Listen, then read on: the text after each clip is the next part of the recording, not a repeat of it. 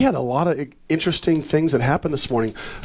Radio Law Talk's booming. It is absolutely booming. And Cal calls as we're rolling in and said, "This, you guys, I tell you, nothing's working." It's like, wow.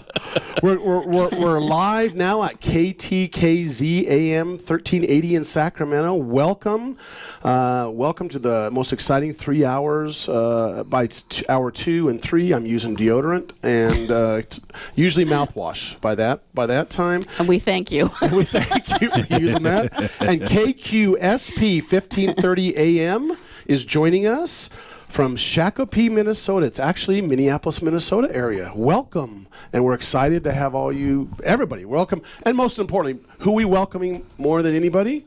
What place? Amargosa Valley. Amargosa Valley, Nevada. Thank you for joining us. Absolutely. And we are putting Amargosa Valley, Nevada on the map. And I'm telling you right now, those of you who are following the show know that Chris Rodriguez, our illustrious Harvard boy, is not here again. And what he did is he borrowed $20 from me because he had to pay Bill from Amargosa Valley. He $20 because he said nobody's listened from Amargosa Valley, and sure enough, Bill calls in and said, "Yeah, I'm listening, and I'm from Amargosa Valley." And guess what?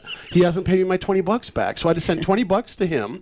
And well, Chris said Todd owed him 20, so get the 20 from Todd. Wait, I owe Chris. Why do I owe Chris 20? I just made that up. Okay. wait, hold on. That wasn't our case or no case, was it? Does Chris owe Todd or vice versa $20? Well, here's what, and again, there's a lot of new listeners. We are getting new listeners almost every single week. We've got 2 new sponsors. Cal, tell us who the 2 sponsors are. Our 2 sponsors are, we have the Jerky Company, which is the, what's it called, Fred? I think it's called River City. You've got some in there, right? Yeah, it's right there, River City Jerky. River City Jerky Company. And then we have the Quick Quack Car Wash Company has joined us to be with us on the show today. So I love ducks. That's so cool. Well, and they have little ties, little ducks on their ties when you go through the car wash. It's very cool. It's phenomenal. And Great. the jerky is second to none. Yeah. Fred and I both know, as guys who chew a lot of stuff to not swallow it so we can lose weight. That's exactly right. That jerky is a great way to do that, and this jerky is some of the best. Okay, we're going to have some of the jerky while we're sitting here a little bit later, but it's too early in the morning to eat jerky. Right now. They've got a tropical. I'm kind of sitting far away and I can't get to it, but it's a tropical. What does it say? A tropical teriyaki. Please chew it during the break. Yeah, I'm going to chew it. No, It's a tropical teriyaki. Tropical teriyaki. Gourmet beef jerky. Solid steak strips. Yum. And then I brought in a Radio Law Talk T-shirt that I've signed. I had someone beg me for a shirt. Can I please have one of those shirts? I want to wear it, but they want the autographs from the 2 of you and Rodriguez. Well, and now actually, you owe me what they 20. said? They did say Cal, and I said, okay, I'll get the lawyers. They said actually want Cal Hunter too. Yeah. And she said 3-time Emmy Award nominee, but never a winner. So I want to see on the shirt Cal Hunter, and then below it 3-time Emmy Award nominee. You're not going to put on the bottom 3X with a frowny face. We love Cal Hunter, our great producer, but we have a lot of fun here, and we have a thing called Case or No Case. Let me tell you what Case or No Case is about. It's a popular thing we do. It's every hour. Cal Hunter brings up a specific type of a case that is either true or false. We got to determine whether or not he's pulling our leg, if it's true case or if it's not a true case, and if it is, what the outcome is or should have been, and you can tweet it. If you want to play Case or No Case and tell us what you think, tweet it at Radio Law Talk. And if you want to call in, go ahead, Denise. What's the phone number? 855-529-7234. That's 855-LAW-RADIO. That's exactly it. And we have to do these disclaimers. Hey, pull up our website when you get a second. Cal, you were not here when we did the late night readings of the disclaimers by Todd Cunin. I'm really sorry that I missed that. I'm buying that. Can't wait to sell that one. And we're going to do it again. So here we go. I am. I'm sorry to hear it. I got to get some jazz or something up, don't I? Cal, no. Get ready for just soft music. Be prepared for some soft music. Okay. But I'm going to say a quick disclaimer, and then he's going to read the official disclaimer. And basically, we're talking about general topics of law. So if you need any specific counsel on an area of law, contact a local. A little quieter. No, I'll bring it down. I just have to get you have to start it big and then you bring it down. If there was something dramatic, that's start it again. Start it again. No, that's good. That was good. The first you like dramatic. that one? Okay. Here we go. Here we go. Ready, go. Todd Cunin. And Dramatic readings. Go ahead. And now it's time for disclaimers at Radio Law Talk. You understand that Radio Law Talk, hereinafter included but not limited to its guests and hosts, are not giving out legal advice, but discussing general legal issues. You also give permission to Radio Law Talk to broadcast your voice and or writing over the air or on its social media. There are no guarantees that the legal issues discussed are fully accurate. Your issues and facts may not be covered. Especially under when the Rodriguez is attorney-client talking. privilege. There is no guarantee that any reference to a musical artist might actually be correct toward that musical artist's work or image. we regret any error in that regard. Those of you who are joining us, that's Rodriguez never gets it right. The opinions of at least one co-host on Radio Law Talk, who is not here today, who may have attended Harvard, do not reflect the opinions of the other co-hosts seated to that individual's immediate right when he is here. Or anybody else, for that matter. We need to put that in there, too. You are advised to seek legal counsel as soon as possible concerning all your legal questions and concerns. That was pretty good. Yeah. So anyway, there's our, There we go. make the disclaimers exciting and fun. And actually, sleep. You can go to sleep now. Yes, yes. You know, we should release a sleep aid. That's The right. Radio Law Talk sleep aid. Disclaimer meditations. We'll give you a little mantra called disclaimer, disclaimer, disclaimer. Oh, wait a second. What's that? Disclaimer. Okay, so now we got the hip hop one. Disclaimer. Okay, so that is Disclaimer. Disclaimer. Radio Law Talk is not a law firm. This site also provides going. services for lawyers, such as advertise their business. Do your own research on each lawyer as their background to see if their area of practice, experience, and background fits your needs. In using this website, you acknowledge that RadioLawTalk.com does not guarantee or warranty the information that the individual lawyers or law firms provided is accurate, nor warrant the accuracy of all the information noted on the site. All right, that's good. I'm the host. I'm ending that. Yeah, I think we had shoot it in the head there. We've had Sacramento and Minneapolis, Minnesota, just shut their radios down. Heard the big click. The big click you heard out there was people pushing the button on the radio. That's exactly right. So Crickets in radio. So that's why we're so good here at Radio Law Talk that we've had our first segment completely almost ready to end on disclaimers. So there you go. Those of you who are first joining Radio Law Talk, we're going to have fun. Coming up next is going to be Case or No Case. We'll be right back. Call us or tweet us. You're listening to RadioLawTalk.com. And now back to your host, Frederick Penny. We're back to actually talk about some law, possibly, if we can get through the readings by Todd Cunin. But look, we're going to talk about some updates. We're going to talk about the Katy Perry and Archdiocese lawsuit, where there's going to be some money paid out for attorney's fees to the Archdiocese and Katy Perry. We'll go over that briefly. We're going to briefly talk about, hey, everyone brings it up. Mainly Denise has said that a lot of people have been asking her, talk about the sexual harassment issues going on in the Senate and the House, and everybody, not everybody, a lot of people resigning. Al Franken resigned. That was a big deal. I mean, Al Franken's one of the more well-known individuals in the government that has resigned due to allegations. And again, we're going to always say this, allegations about sexual harassment to some degree. And so, Denise, we've said we're going to talk about it. We've decided we want to wait till a lot of the dust settles because there's just so much to discuss and the laws are so detailed about it. And we want to talk about it in a little more detail. Go Isn't ahead, the Cal. key issue, though, one that has not been discussed yet on this show that I know of, and that is due process? When is Al Franken, which I'm no fan of Al Franken, I sit on the other side of the table on him politically probably on almost every issue. That's neither here nor there. When do individuals in corporate world, in law enforcement, in legislators, when do they get due process out of this? I mean, someone makes an accusation, and all of a sudden we've got out our tar and feathers, and we're doing this metaphorical tarring and feathering of people.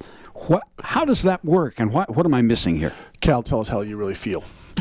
I'm just wondering. No, here we go. I think it's a reasonable Go ahead, question. Denise. But I have, The due process for the victims too. I mean, we got to hear from the law side of this. So here's what it is. There's two issues here, and this, as lawyers, we know this very well. There's the factual legal issues, and there is what's in the public's eyes. It just does not matter what the facts are, Cal. Sometimes it's just in the public's eye, it looks bad. They don't care, and that's why the Al Frankens and there's a whole list. Connors, they're all stepping down. It just because the perception of it. And you're right, Cal. There is due process, and they need to have that due process. But politically, that's why I don't get into politics. There's another issue and about due process. We see this a lot when things come up with freedom of speech, where somebody says, I have freedom of speech, and then a lawyer will come out and say, well, freedom of speech applies to the government encroaching on your ability to speak freely. It does not apply to a private individual or private employer curbing your speech. And the same thing is true with due process. Now, due process says that if there was a governmental investigation of Al Franken, if he was being sued civilly, if he was being prosecuted, and there was some sort of denial of his liberty by a governmental entity, he's entitled to due process. Due process does not apply to a private individual making an allegation. And that's all we have out there are the private individuals making allegations that due process does not apply to the press. Well, there are lawsuits pending that there are. Due process does apply to. There are, but nothing keeps Al Franken at this point from saying, I'm going to step down, or somebody, a private individual saying, you should step down. There's nothing that keeps him from saying, you know what, regardless of what's going on with the lawsuits, my name is going to be dragged through the mud. I'm not going to be able to do my job. It's going to do more harm to the party. And for him to make his choice to step down really doesn't have anything to do with due process per se, because it's the private side. Right. Now, he does have the Senate Ethics Committee that he invited to investigate him. That's a due process. So before the Senate could kick him out, before he could be censured by the Speaker of the House or by the Senate leader, he would be entitled to that due process within the Senate. Before he had to pay any money as a result of a lawsuit somebody might have filed against him civilly, he's entitled to that due process. But the press making an allegation, the public, there's no due process concern there. But there are lawyers out there, Gloria Allred, for example, in L.A., who makes a living out of smacking around the court of public opinion with allegations now, and especially in the Roy Moore case. Yes. Roy Moore. Yes. Where the alleged victim said, well, I forged a little bit of that yearbook. Maybe not. I forged it. There's no factual basis, and yet these guys are out there, again, having to ask the question, do you still abuse children? Do you still molest little girls? Right? An unanswerable question. And it strikes me as something that really deserves better discourse in terms of the nation that we live in and the way that we look at people and judge them. Well, then it's time to have a discussion between the two, the victim and the accuser and the accused. And can't argue with that. Because what happens on the other side, this person admits to writing down the date, the time, putting the DA on there, but it wasn't his. She did not forge a signature, and so she's admitted to what she's done, but he has not acknowledged anything. Right. And that's where it gets to be a little more. Take him to court. And the thing here with what you're saying, Cal, is if it was addressed on the flip side to say, okay, something needs to be done to stop the accusations coming out unless they're supportable. We do have defamation laws to the extent they apply to a public figure, whatever. We can talk about that. But if you tried to curtail the speech of somebody being able to make an allegation, Gloria Allred, now you're going to have an argument on the other side saying it's freedom of speech, and now your argument is which one wins, the due process right or the freedom of speech right? Yeah. The alleged victim has rights, but she's an alleged victim until something has been established other than her telling a story from 20 or 40 years ago. Yeah, but she has no legal recourse either because the statutes run. Yeah. Well, it depending on the situation. Well, yeah, if he comes back and calls her a liar, right, then she may have a defamation case. case. I want to thank Fred for bringing in the every lawyer's legal argument, which is it depends. That's exactly the D word. It depends. Well, and all it depends. happens is there's what's right legally and what the issues are legally, and then there's the court of public opinion. And I'm telling you right now, people don't realize this. Oh, well, Al Franken denies it. He probably didn't do it. A lot of people are saying, well, but he's done. I mean, the problem is the public opinion, they rush, especially the millennial type thing. I hate to say it, but with the fast-paced iPhone and whatever you have, people just want to find it right now. It's done. And it's difficult. Yeah, it's you difficult. make up your mind quickly. And it's difficult as a lawyer. In fact, we're going to talk about that coming up in a minute, too. We're going to talk about waking juries up. They're having problems now with juries staying awake, and because of the way that everything's so fast, and the computers and the what do you call these iPhones? Jurors are not staying awake. So we're going to talk about that. We're going to talk about Kate Stein, some more federal law. We'll be right back with Radio Law Talk. Tweet us at Radio Law Talk. You are listening to RadioLawTalk.com. Back to the most exciting, informative, entertaining 3 hours in radio. You know, every time we have the intro music being the Doobie Brothers, I feel like we need to have a marijuana update. Well, we're going to. We're going to have a marijuana update. We're going to talk about the marijuana laws. There's an update there. We're going to talk about egg farm lawsuits. We're going to talk about sports gambling in New Jersey lawsuits. We're going to discuss American Airlines lawsuit of someone that was injured, that was dropped, being picked up from the wheelchair over to their seat. And then if we can get to it, we're going to talk about the continuing cake wars. It's the cake and gay weddings issue. And so it's going before the United States Supreme Court, that famous case. And can you have your cake and eat it too? Okay, maybe. Can we move on from that? Cal, is it too late to hit the dump button from what he just said? I'm afraid I'm too slow with the finger there. I very much apologize. I wish I would have known. No anticipation. I've been gone for 2 weeks. I cast a wide net of jokes, and I admit they can't all be winners. Let's move on. So this is what we're going to do now. This is the exciting part of Radio Law Talk. We're going to do case or no case. That's where Cal Hunter is going to describe a case. We're going to guess. We're going to see if it's true, and if it's not true, we're going to say it's not true, and then if it is true, we're going to tell us what you think, and we want you to tweet in. At Radio Law Talk. Let us know what you think the outcome will be. Go, Cal. Hit it. Radio Law Talk. I like that show. Yeah. Now it's time to play Case or No Case.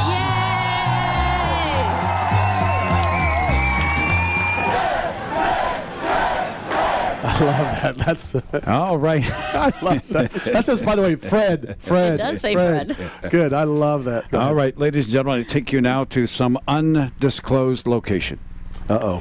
In 2007, Rebecca decides she's had enough of her husband, Joe. But she did not count on just how crafty her soon-to-be ex-husband really was. The case was so simple, it was beautiful. He claimed that he could not become divorced because their marriage was already dissolved 3 years ago when Joe died. You see, Joe was in a medical condition where his heart temporarily died, and the surgeon told him, "You were dead for 3 seconds, Joe." They revived him. He came back. The same thing happened to him 2 additional times, so Joe claims that he died on the table 3 times, and therefore divorce was not necessary because his wedding vows specifically stated, "Till death do you part." And so I ask you, Todd, Fred, Denise, is this a case or no case? And let's see. I don't want to start with Denise because she's the expert in this anyway. And Fred's all, bring it on. Fred's all, I love this one. Bring it on. Is that in fact a case? And we'll just put some encouragement in there behind you, kind of get you fired up for this. All right. Yes, it's a case because it is so off the wall. It has to be a case. So the answer is yes, it's a case. Number 2.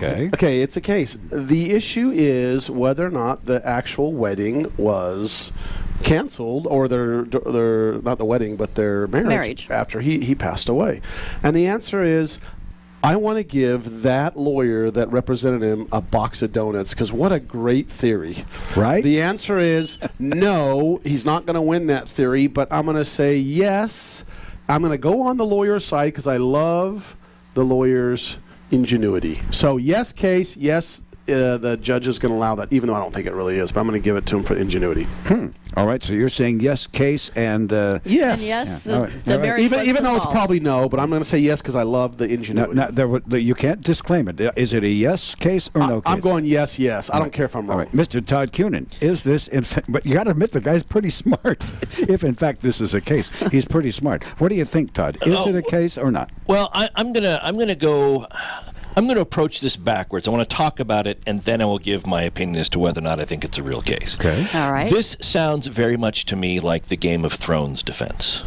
For anybody who's watched Game of Thrones, you know that Jon Snow took the black and was a member of the Night's Watch, and you are a member of the Night's Watch until it is done upon your death. He became the leader of the Night's Watch, and then was killed by his Night Watch cohorts, and was allowed, upon being revived by the Lord of Light, he was allowed to leave the Night's Watch with no adverse repercussions because he, in fact, had died. So his service was there, but he still got a chance to live on. So this seems very similar. I call this the very creative Game of Thrones defense. My issue with this, though, is if he wants to use that, then the division of assets should probably be decided by the will or probate court, which applies when somebody dies. Good one. So I would say that if you want to stick to that defense, then you're dead, and all of the assets, even if it was for a 3-minute period or whatever, are now divisible by... Goes to the wife. Yeah, it goes to the wife because she was supposed to get everything. So thank you for the defense. You get nothing, but enjoy your freedom. But I will say I'm going to take the opposite approach from Fred just to be controversial and say that because Cal has done this to us before with shopping carts, and I could see him coming up with this, I'm going to say that this is not a case. Okay, I'm going to let's see. I'll put this up for you.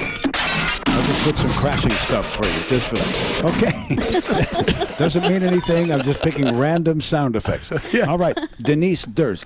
Can a man get out of a wedding, a marriage, saying I don't need a divorce because I already died? Case or no case? I would say that there is a case, and they're going to have to go through a dissolution of marriage, and that it is not a defense to his marriage that he died on the table 3 times and was brought back to life. Because as a matter of law, when somebody dies, that marriage ends at the death, but he didn't die fully. He only died for a couple minutes, and they brought him back to life. And so upon death, marriage technically doesn't dissolve either. It's just, if you will, abated. It just stops because one of the persons out. There's a chance. So I'm saying there's a case. Okay. It's a fun argument, but by law, he does not prevail. I think that was. I'm not. Todd, sorry. But Todd, I can't believe that was a phenomenal argument. Yours was good too. No. You're the smart one on this. You know the law, but we're just making it up here because we don't do practice this type of law. But the fact that Todd brought up the probate issue, that it all goes to the wife, is phenomenal. That's exactly right. Go ahead, Cal. Let's find out what's going on. So you really do want to know the answer. Listen, how many of you said it was in fact a case? That would be Fred and Denise. And Todd, you therefore said it was not a case, correct? That's correct. For those of you who said it was not a case... Todd, you lose. Todd, you lose. My watch has ended. Not a case, but a really good result, in your opinion.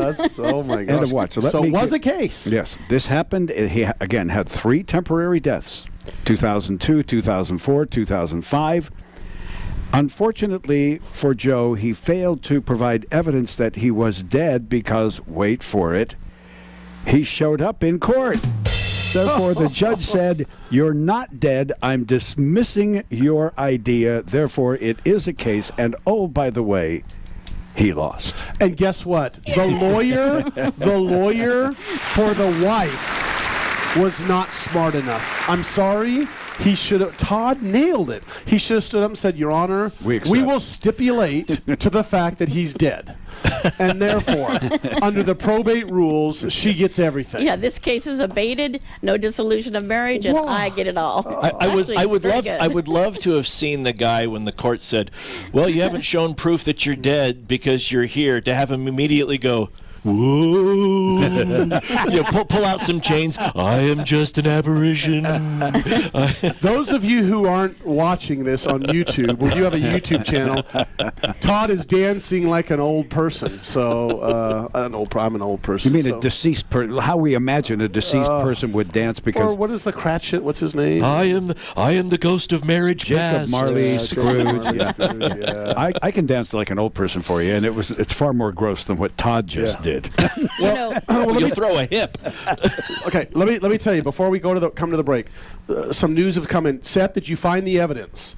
We have evidence, and we're going to bring it up at the end. We got 1 minute left, but we're going to bring up some very important evidence that Cal has been gone for 2 weeks, and Cal is working he's in a play as Santa Claus. That is his claim. Now, Cal is from up north, near where one of the very few marijuana dispensary drive-thrus is whatever the good part-time job for me. Good part-time job, and we are trying to figure out what he was doing for 2 weeks instead of showing up Radio Law Talk. Oh, man. We had an investigator on it, and Seth finally has talked to the investigator, and we are going to show proof on Twitter, Facebook, so those and Instagram. So whoever's out there, jump on Facebook, Radio Law Talk, Instagram, Radio Law Talk, or our Twitter page at Radio Law Talk, and you will see the picture that our investigator found what Cal was really doing. And we're going to get that right after this break. And you're back with Denise, Fred, and Todd Cuden. Make sure you pop a like on there so we can support Cal.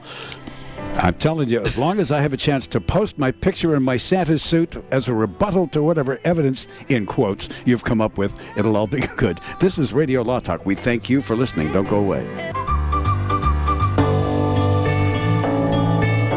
This is RadioLawTalk.com. Now back to Todd, Denise, and Fred. Reading books of old, the legends and the myths, Achilles and his gold, Achilles. Let me explain to you who are not on Twitter or Instagram and have not looked at it yet, the investigative picture that our prime investigator found about where Cal was and what he was doing. So I'm trying to find the Twitter. Do you have it there? Okay, Todd, go ahead. You've got it up. So basically, it is of an automobile in a drive-through. The name of the drive-through is called, and I quote, Red Bluff's Finest Blunts, apparently. And an individual that appears to fit the profile of Cal Hunter. That is false. Is actually out of the car, violating drive-through protocol, but and etiquette. But you know, when you gotta get what you gotta get it now. And so he is leaning into the drive-through, and this is clearly Cal because he's wearing a T-shirt that is non-photoshoppedly adorned with Radio Law Talk personalized license plate and T-shirt. So. And it's got marijuana leaves on each side of the drive-through. This looks like an authentic picture to me. Clearly, this would show up or hold up in a court of law. Oh, evidence that Cal was not at the play playing Santa Claus. He was playing Santa Claus, all right, but he was doing something else. You know, when the investigator is asked that evidentiary foundational question, does this picture accurately reflect the condition as it existed at the time the photograph was taken? They will have to say yes. Yes. They cannot say yes. It is false, Your Honor. It's false because, A, there is no cooperative in Red Bluff, California. They are illegal there, A. That's true. Right? It's in Shasta Lake City. That's exactly right. And whoever took the picture made the mistake. We knew that it was Shasta Lake City, and whoever, our investigator, accidentally put the wrong thing down. Yeah, go with that. The judge will understand that, I'm sure. And Cal, the judge is going to say, oh, so you were there, were you? I will say, no, Your Honor, couldn't have been. Couldn't have been. Because I know where the other one is. And secondly, the guy in that picture... Now, I admit my tuchus used to be that big, but it's just not that big anymore by comparison to that guy. Well, that does look like your car, though. Well, the camera adds 10 pounds. Oh, that case, it adds 110. Well, the camera adds 10 pounds, and by this picture, apparently there were like 40 cameras on it. So, you know. Well, you were just stuffing your back pockets there with some junk. You know, so now we're back to junk I get blamed. Fred's asking for the cancel button on my comments, and that one just slides right by. It's Denise. She can get away with whatever she wants. That's She's in right, charge. guys. We let her do whatever she wants. All right. Hey, well, what topics are we going to get to today? We're going to get to some more legal topics. Let's talk about the Katy Perry thing. Who wants to update what the status was? Okay, let's talk about Katy Perry. What happened is there's an art. Okay, there is an actual. Let me turn to the thing. There is a. It's the Archdiocese of the Catholic Church owned a. What do you want to call it? Like a convent? No, the nuns. The nuns owned the convent, but the Archdiocese had the right to say yes or no to a sale that was over and above $7.5 million. Right, and Katy Perry. And Katy Perry offered 14.5 right. To the Archdiocese, and the two nuns didn't want to sell to Katy Perry, so they sold it to. Oh my gosh, I forgot her name. That's okay. Now, the developer. Dana Hollister. Dana Hollister, who is a restaurateur and developer, Yes. real estate developer, and tried to sell out from underneath the Archdiocese. Archdiocese did not approve the sale between the nuns and the restaurateur, and so that restaurateur was basically found by the jury to have interfered with the contract between Katy Perry and the Archdiocese. And this restaurateur wanted to make it into a small kind of a bed and breakfast / hotel. And what the big issue here was the $5 million in attorney's fees that were awarded to Katy Perry and the Archdiocese. Right. And that didn't include the punitive damages, which is to punish them over and above. That's willful, wanton disregard. And Katy Perry's lawyers and Archdiocese lawyers argued that all that she could have done is quit claiming it back. This was something that she should have, as the developer, should have known she had no rights to. And she didn't do that, and so the jury found $10 million punitive damages. Right, they found that she intentionally interfered because she did not just deed it back and get her money back from the nuns. So now you got this another was on top of the $3.3 million that she gets for compensatory or whatever, and then a $10 million punitive damage award because they found that Dana Hollister, who got the property, acted with malice. And wow, and it's interesting. You look at all of this. The property was originally sold for about $14.7 million. Yeah, 14.5. So 14.5. The damages between both the Archdiocese and Katy Perry have now exceeded the sale amount of the property because you had $6.6 million was awarded to the Archdiocese, $3.3 million was awarded to Perry, and then you tack on $10 million in punitive on top of that. It's a lot. That's a big pay. And you know who really came out on top of the all lawyers? That? The lawyers. The lawyers. That's exactly right. And the property still hasn't been sold? I was going to say the nuns, too. No, it's going to Katy Perry for the 14.5, and she's actually going to live there. She wants to live there. Oh. And but the nuns, as you weren't here last week, Cal, what the nuns... And I'm going to quote it. Wait, I'm going to find the quote. I was at the cooperative. This is what I know you were. The nuns said they don't want the property sold to Perry because, quote, well, I found Katy Perry and I found her videos and ... If it's all right to say, I wasn't happy with any of it. So, that's Cal says the same thing too. But it's not against the nuns. It's not against the nuns. The nuns are still good because at the end of the day, the issue was whether or not the Archdiocese could give their stamp of approval. The nuns, I don't think anybody questioned whether or not the nuns were the rightful owners of the property, and whatever or to whomever it was sold, the money's still going to go to the nuns. So the nuns get their $14.7 million because of the sale that was ultimately approved by the Archdiocese. The Archdiocese then gets $6.6 million. Katy Perry gets 3.3 for. That is, if you want to hear me roar, okay. If you want to hear me roar, I'm telling you, Katy Perry, being a California girl, knows her real estate, okay? She also likes to kiss girls and likes it. Which is probably what the nuns might have had an issue with. But, I agree, with everything that's going down. Well, I'm going to try to, I'm trying to find exactly where this is and what this is called. I can't remember the name of the place that they're buying. Los Feliz. Los Feliz. And it's on top of the mountain. mountains. I've seen the Right. pictures; are beautiful. That's awesome views. Yeah, amazing. Isn't it Los outside of Feliz. Santa Monica? Yeah, Right? it's let's see. I can't remember where exactly it was, but it's in Southern California. I mean, as basically. far as the sale goes, this clearly is not one that got away for Katy Perry. I mean, this was great.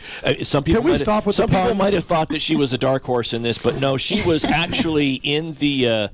This was an unconditional verdict for Okay, her. those of you who don't know So- Katy Perry, he's quoting a lot of her song roared. titles. Yeah, she roared, and the judge listened. That's exactly right. She did. She did. Okay, there's another update, you guys. I Go want ahead. to Let's let you know about. Let's move on to that. Now, 29 states have legalized marijuana for medicinal purposes.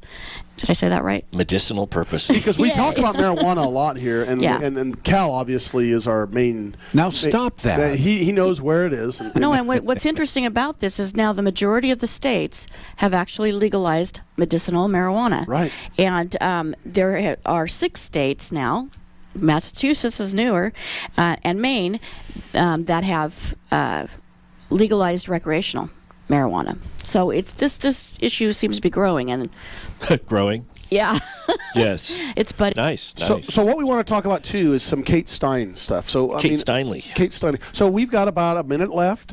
So we got 1 minute. So just very briefly, give an overview, and then we're gonna at the top of the hour we're gonna have the news, and then we're gonna talk a little more about it, the So- Kate Stein case. So tell what it is. Kate Steinle was the tourist in San Francisco who was killed by an illegal immigrant who claims that the gun that he was in possession of, he had just found and accidentally discharged. He didn't even know it was a gun. Bullet ricocheted off a concrete wall, killed her.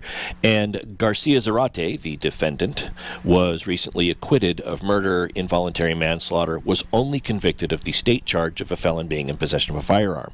We'll address this after the top of the hour, but the federal government has now secured an indictment from a federal grand jury to charge him with 2 weapons-based offenses. We'll go over that. He is still facing prosecution, but now on the federal Yep, level. we're going to talk about that and how federal and state laws differ, especially in a criminal case, and how if you get acquitted in a state court, doesn't mean the feds aren't going to come after you. We're at the top of the hour. I'm Fred Penny of Radio Law Talk. We're going to be back, talk more about the law, and have some fun too. And Case or No Case next hour.